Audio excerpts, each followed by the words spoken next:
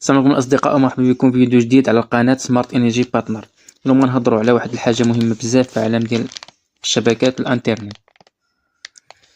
بريز ار جي 45 كاتيجوري 6 يو تي بي. اول حاجة شنو هي بريز ار جي 45؟ هي فيش كتشبه شوية لفيش التليفون، ولكن كنستعمل باش كتوصل الانترنت والشبكة في الحواسيب، الروتورات، الكاميرات، حتى التلفازات الذكية. دابا شنو كنقصدو كاتيجوري 6؟ هي نوع من الكابلات اللي كات 6 كتنقل البيانات بسرعة كبيرة حتى 1 جيجا بيت في الثانية، كتخدم مزيان المسافات حتى 100 متر. إذا كنتي قريب تقدر توصل حتى 10 جيجا بيت. أما يو تي بي فكتعني أن الكابل فيه جوج ديال الأسلاك ملفوفين، ولكن مفيش حماية إضافية ضد التشويش.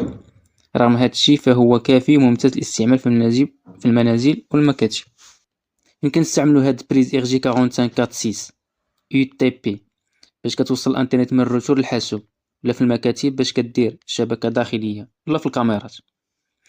اذا كنتي كتخدم في مجال الشبكات ضروري تعرف كيفاش تركبها وتستعمل الادوات المناسبة. نتمنى الشرح يكون على اعجابكم. ما تنسوش دائما الاشتراك في القناة وسبسكرايب باش ديما ان شاء الله يوصلك الجديد. خلينا شي تعليق، اللي عنده شي موضوع يتفضل يحطو لنا في التعليق. مرحبا بالجميع.